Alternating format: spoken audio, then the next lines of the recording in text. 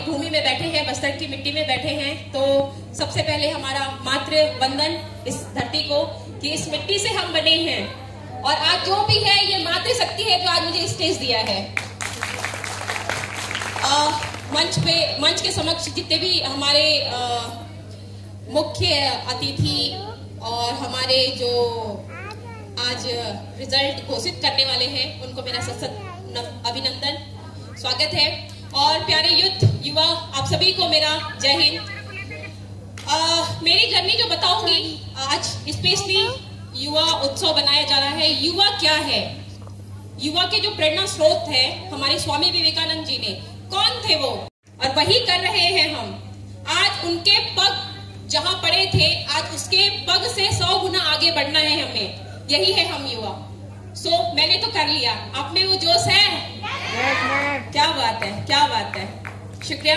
मैं यही चाहूंगी हमारे यूथ से, क्योंकि मैं जब भी बोलती हूँ तो कम से कम 3 से 4 घंटे चाहिए मेरी फुल ऑफ जर्नी, और जिसको आप नेचुरली सुन सकते हैं, समझ सकते हैं, जान सकते हैं। उसमें आपके क्वेश्चन रहेंगे भी अगर मन में तो क्वेश्चन नहीं आएगा, क्योंकि सारे उस जर्नी पे खत्म हो जाती है। और समय की ये जो टिक टिक है वाकई में बहुत ज्यादा प्रेशर हो जाता है, क्योंकि हम अपने घर से बाहर निकले हैं। जैसे अभी मकसूदा मैडम ने बताया आपको, सेल्फ डिफेंस बहुत जरूरी है एज अ गर्ल और आज के डेट में एज अ बॉय भी।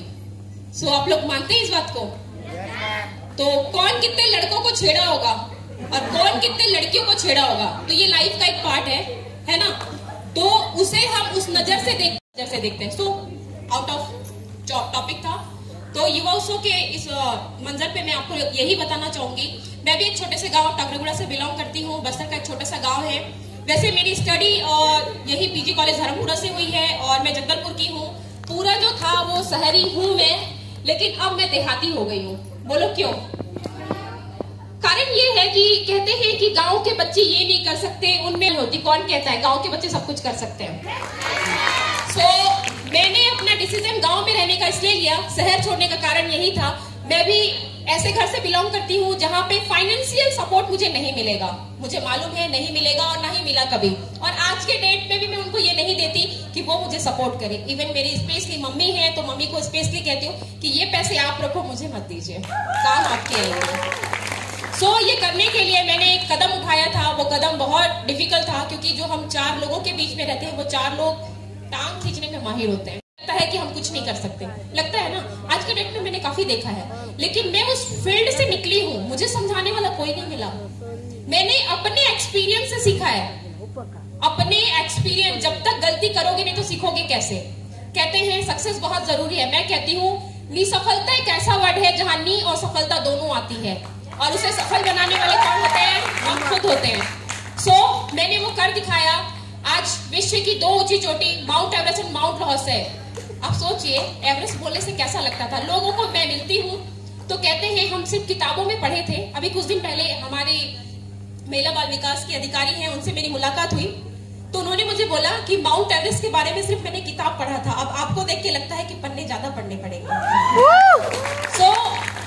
आपसे भी यही उम्मीद है, आप यूथ है, आने वाले देश का भविष्य है। हमारे प्रधानमंत्री मोदी जी का एक नारा है, बेटी बचाओ बेटी पढ़ाओ। क्यों है ये मिशन? बेटियों के लिए क्यों है? क्यों है? कभी आप लोगों ने सोचा है? बेटियां आज नहीं है, बेटियां आने वाले कल में नहीं होंगी, लेकिन उनका जो कार्य है वो जो रुका था वो आज मिल रहा है और आने वाले समय में बहुत ज्यादा मिलेगा। क्योंकि पहले बेटी घूंघट में रहती थी, आज बेटी चोटी में होती है। ये मेरी जर्नी का एक छोटा सा हिस्सा था। 12 साल की इस जर्नी में मैंने काफी सारी डिफिकल्टियां देखी है और शेयर करती काफी। अगर होते युद्ध तो वही बात है, अगर आज के इस प्रोग्राम में मैंने किसी एक को भी सिखा गई और आप में मुझसे एक भी कुछ सीख गया तो मुझे लगेगा कि ये प्रोग्राम मेरा सफल रहा। माउंट एवरेस्ट की जो जर्नी है 75 दिनों की थी। मैं बस्तर से निकली थी और वापस जब बस्तर पहुंची, उस बस्तर पहुंचने में मेरा जो हालत था, मैं बिल्कुल चमचमाती हुई गई थी। और आने के समय में कोयले का खदान देखा होगा, जो कोयले के खदान से जो एक निकलता है, जो मजदूरी करता वो निकलता, सेम मेरी हालत वैसी थी। तो मेरी मम्मी की जो कंडीशन थी देख के वो बिल्कुल बिलीव नहीं कर रही थी कि वो मैं हूँ। इवन माउंट एवरेस्ट की चोटी पे इतनी सारी डेड बॉडीज पड़ी है। अब आप सोचिए, एक डेड बॉडी एक दुर्घटना से काफी तकलीफ होती है, वहां पे काफी सारी है, तब भी मैंने अडिग रहा। किस लिए? वो इसलिए क्योंकि मुझे मालूम था मैं बस्तर एक ऐसे क्षेत्र से निकली हूँ, माउंट एवरेस्ट, मुझे जो फंड हुआ है उसे जवाब देना था। मुझे हमारे बस्तर क्षेत्र के और भी क्लाइंबर्स को उस चोटी तक लेके जाना था, इसलिए मैंने ये चोटी किया। उसी टाइम पे काफी लोग ऐसे क्लाइंबर्स थे जिन्होंने गिव अप करके आ गया, क्योंकि मौसम की मार बहुत होती है। आज थोड़ा सा बारिश हो रहा है तो सब लोग कह रहे हैं भीग जाओगे भीग जाओगे। वहां पे ऐसा कुछ शैडो नहीं मिलता, वहां ओपनली होता है, नेचुरली होता है, जो भी होता है ऑन द स्पॉट। कहते हैं ना, गाड़ियों के पीछे लिखा हुआ पढ़ा है मैंने, आप लोग भी पढ़े होंगे, पलक झपकी नहीं दुर्घटना घटी नहीं। तो माउंटेन में एक होता है, रास्ते एक ही होते हैं। काफी लोगों से सुना है माउंटेन में हम जहां से जाएं पहाड़ी तो चढ़ना है कि नहीं, लेकिन ऐसा नहीं है। माउंटेन एक ऐसा चीज है जहां पे रास्ते एक ही होते हैं, और जो अगर हम 50 क्लाइंबर है तो 50 क्लाइंबर होती है जहां पे हम चेयर अप नहीं कर सकते। हम उस क्षेत्र में होते हैं, उस एरिया में होते हैं, हमें हर एक चीज का अनुशासित होना पड़ता है। अनुशासन एक ऐसा चीज है जो हमें शिक्षा के बतौर मिलती है, लेकिन शिक्षा के पहले जो चीज मिलती है वो घर से मिलती है। और मैं हमेशा यही कहूंगी कि अपने पेरेंट्स को बिल्कुल सुबह उठ के सलाम कीजिए, सल्यूट कीजिए। अगर वो नहीं होते तो हमने ये दुनिया नहीं देखी होती। आज उनके बदौलत हम हैं, और आने वाले कल में आज अरे वो नैना की मम्मी जा रही है, कैसा लगता है? अच्छा लगता है ना। लेकिन मैं चाहती हूँ मेरी मम्मी अपने बल पे अपना नाम कमाए कि नैना उसकी बेटी है, वो जा रही है। तो एक सेल्फ डिफेंस देना बहुत जरूरी है, सेल्फ रिस्पेक्ट देना बहुत जरूरी है। मेरी मम्मी आज भी रास्ते पार नहीं करती है, मुझे उन्हें मोटिवेट करना पड़ता है, ये आपका रास्ता है आप ही पार करो, बट केयरिंग बहुत करना पड़ता है। तो सोचिए मैं उनकी बेटी हूँ। मेरी माँ ने आज पूरा दुनिया जीत लिया। मेरे पापा के जाने के बाद वाकई में उन्होंने एक चीज अरेस्ट की अपने अंदर कि 28-29 साल आज के डेट में क्या होता है। आज हम ही खुद पढ़े हैं कुंवारे, मेरी मम्मी तो विधवा हो गई थी, 3 बच्चे थे, 3 बच्चों को इस दुनिया में संभालना बहुत मुश्किल था। लेकिन उन्होंने एक साड़ी और चटाई के घर पे हमें पाल के आज इतना बड़ा कर दिया कि आज 50 लोग भी हमारे घर पे आते हैं तो बकायदा खा के जाते हैं, खाली पेट नहीं जाते। तो ऊपर वाले की निष्ठा, श्रद्धा, विश्वास वही हमको देना पड़ता है। और हम भगवान ढूंढते हैं, भगवान तो हम सब में है, सिर्फ एक सच्चाई चाहिए। वो सच्चाई कहाँ है? हमारे मन में है। अगर आज मैंने किसी को एक उठा के पानी दे दिया ना, तो वो मुझे पानी कहीं ना कहीं मिलेगा, कटेगा ना। तो यही है वो ईश्वर। ईश्वर को ढूंढते हैं हम मंदिरों में, ईश्वर खुद हमारे अंदर है, हमें एक कदम उठाना है। और यही वो पड़ाव था जब मेरी मम्मी का सब कुछ टूट गया था, जो कभी घर के बाहर नहीं निकली, और जब वो घर के बाहर निकली तो सीधा एमपी पहुंचना था उनको एक पेंशन के लिए।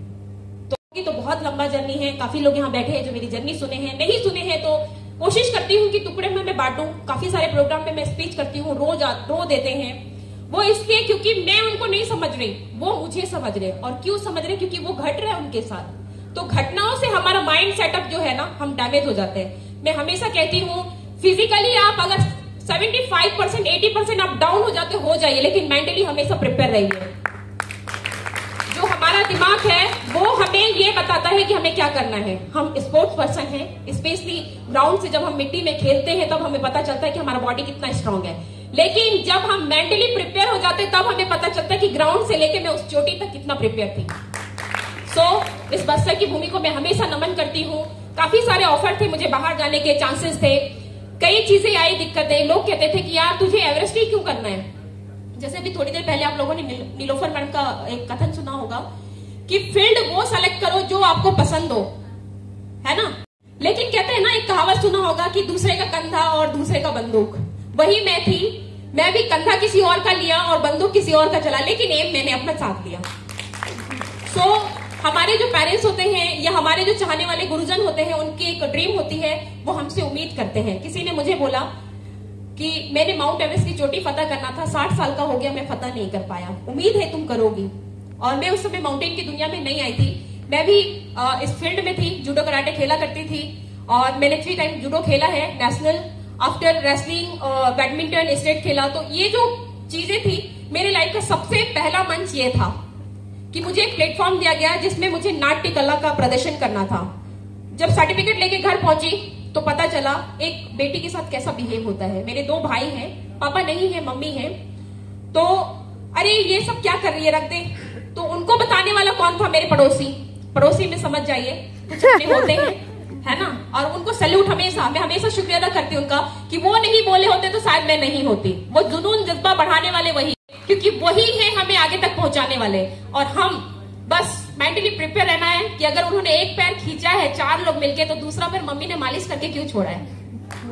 बस वही समझ जाइए कि आपका लाइफ का सबसे बड़ा अचीव है। दूसरा पैर इतना मजबूत रखिए कि जब खड़े हो तो वो 4 लोग आपके सामने गिड़गिड़ाए। और आज वाकई में सब कहते हैं, अरे मैंने तो था, तुझे किया था, अरे तुम तो, मुझे विश्वास था तुम कर लोगी, तुम मेरी बेटी हो, तुम मेरी बहन हो। अच्छा लगता है सुन के, और मैं भी बिल्कुल झुक के प्रणाम करती हूँ, क्योंकि ये हमारा संस्कार है, क्योंकि हम बस्तर से हैं। बस्तर संस्कृतियों से भरा हुआ है और यहाँ की प्रकृति हमें बहुत कुछ सिखाती है। 12 साल के जर्नी में मैंने काफी सारे माउंटेन चढ़े हैं, और माउंटेन का ये जो लास्ट मोमेंट था, जो मेरा माउंट एवरेस्ट, माउंट लॉस से विश्व की 2 ऊंची चोटी फतह करने वाली मैं भारत की पहली महिला हूँ जिसने वर्ल्ड रिकॉर्ड हैंग किया है। और मैं पहली सनातन धर्म की लड़की हूँ जिसने श्री राम का झंडा दोनों माउंटेन पे लहराया है। युवा के दाता हमारे युद्ध पुरुष स्वामी विवेकानंद जी का एक नारा है, उठो जागो तब तक मत रुको जब तक लक्ष्य की प्राप्ति मत हो जाए। ये मेरा मिशन वहां पे भी मैंने फहराया था। छत्तीसगढ़ जिसने मुझे स्पेशली इस भूमि को मुझे अर्पण है, उसका एक लोगो था जिसमें मुझे फंडिंग मिला एनएमडीसी के थ्रू। युवा उसको मैंने डिजाइन कराया था। ऐसे हैं कि एक दूसरे को मोटिवेट करते हैं, और इसी मोटिवेट के थ्रू जितने भी लोगों थे मैंने ये फॉलो किया है, बेटी बचाओ बेटी पढ़ाओ। मैंने उस नारे में एक ऐड कर दिया है, बेटी नहीं किसी से कम, बेटी से मिलेगा देश को दाम। तो ये मेरा मिशन है, और 7 साल से मैं इस फील्ड में काम कर रही हूँ, इसी मिशन पे काम करती हूँ। हमेशा बेटियों पे हमें लगता है कि हम फ्री हैं, हम ये कपड़े पहन सकते हैं। आज भी आप जाके देखिए गांव के बच्चों को वो चीज नहीं मिलता। मुझे बहुत तकलीफ होता है, बहुत तकलीफ होता है, क्योंकि उनको तकलीफ हुआ तो मुझे भी तकलीफ हुआ। रिक्वेस्ट करूंगी, आज मेरे पिता स्वरूप सारे बैठे हैं, भाई स्वरूप, साथी स्वरूप बैठे हैं, एक रिस्पेक्ट गर्ल्स के लिए होना चाहिए। जितनी गर्ल्स प्यारी आपकी बहन है, उतनी भी दूसरे की बहन को एक बार प्यार करके देखिए। सिर्फ प्यार करना ही है, वो प्रेम है, वो स्नेह है, उसका मतलब गलत मत निकालिए। क्योंकि हम आज इतने फ्रीडम है कि आज सब कुछ एक लड़के से भी बात करते हैं, मेंसेस के बारे में बात करते हैं, प्रेगनेंसी के बारे में बात करते हैं, इवन कितने सारे घटनाएं होते हैं उनके बारे में बात कर सकते हैं। क्यों? ये फ्रीडम हमें कहाँ मिला? आज वो हमें वो चीज दे रहे हैं। मैं हमेशा कहती हूँ, सभी को लगता है कि मैं बेटी पे काम कर रही हूँ, महिलाओं पे काम करती हूँ, तो उनके बारे में चर्चा करती हूँ, लेकिन कहती हूँ कि पुरुष एक ऐसा बल है हमारा कि वो नारी शक्ति को प्रबल करता है, और हमेशा मैं पुरुष को चाहती हूँ कि वो जाने से हमें बहुत बल मिलता है। मेरी एक ही राय थी कि जब भी मैं करूं किसी के साथ प्रैक्टिस या कुछ करती हूँ, तो मैं सोचती थी कि अकेले लड़कियों के साथ करने में वो बल नहीं मिलता। और वाकई मैं जब सूट पहनती हूँ तो मुझे लगता है कि मैं वाकई में लड़की हूँ क्या। क्वेश्चन आता है, जब मुझे कोई बोले किसी से लड़ना तो मैं नहीं लड़ पाती हूँ, लेकिन वही अगर जींस टी शर्ट में हूँ तो मैं सबसे भिड़ जाऊंगी। इतनी बल है कि 50 में से 2 को तो मार के जाऊंगी। तो वो आत्मबल है और वो शक्ति देता है एक पुरुष। तो आप लोगों से अनुरोध है कि जहां भी जाए लड़कियों को फ्रीडम दे, क्योंकि ये युवा जो मंच मिला है वो इसलिए मिला है क्योंकि हम यूथ है।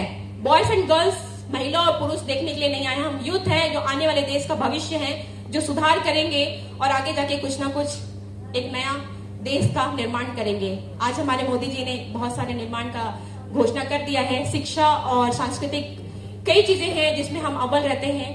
काफी दिक्कतें आने के बावजूद भी हम माइंड सेटअप रखते हैं, लक्ष्य भटकते रही, आखिरकार फाइनली दूसरे के लक्ष्य के ही सही। बहुत ज्यादा बोलती हूँ, बहुत सारे क्वेश्चंस होते हैं। एक छोटा सा यूट्यूब चैनल है मेरा, नैना सिंह धाकड़ के नाम से। अभी थोड़ा थोड़ा मैं उसमें स्टार्टअप कर रही हूँ कि लोग मुझसे जुड़े, क्योंकि लोगों की ये चीज होती है। भाई अभी एक कवि थे हमारे, जो उन्होंने बोला कि सोशल साइट में काफी लोग इंगेज रहते हैं। वाकई में रहते हैं। हमारे पास काम नहीं तो हम सोशल साइट जरूर पलटते हैं, लेकिन एक बार आप पीएचडी करके देखो ना। कभी खुद से पीएचडी किया है? मैं तो करती हूँ कि कभी किसी चीज से सीख लो, कोई कुछ बात कर रहा हो उसके एक मन का क्वेश्चन पढ़ लो। आज मैंने इतना बोला, एक क्वेश्चन तो मन में आ जाना चाहिए और उसके बारे में पढ़ना स्टार्ट करो। हो सकता है वो रामायण भी हो, गीता भी हो, वो भागवत का एक सार हो। तो यही है मेरी एक छोटी सी जर्नी। बताऊंगी तो काफी लंबा है, माफी चाहूंगी क्योंकि समय सबके लिए टिक टिक हो रहा है और मुझे भी शायद बस्तर तक जाना है। सो अच्छा लगे तो एक्सेप्ट कीजिए, और चाहूंगी कि आने वाले देश के भविष्य है, एक स्टेप तो बनता है। माइंड सेटअप प्रिपेयर रहिए, चाहे वो छोटा हो बड़ा हो कोई भी हो, वो डिपेंड नहीं करता। दिमाग भगवान को सब भगवान ने एक जैसा दिया है, बस उसका वेट अलग है ना। तो उसको हमको तौलना नहीं है, किसी से कंपेयर नहीं करना कि उसने अगर ऐसा पहना है तो मुझे पहनना। पहनने पे कंपेयर मत करो, काम पे करो। आज नाम इतना मैंने बना लिया है ना, काम हो जाते हैं बस।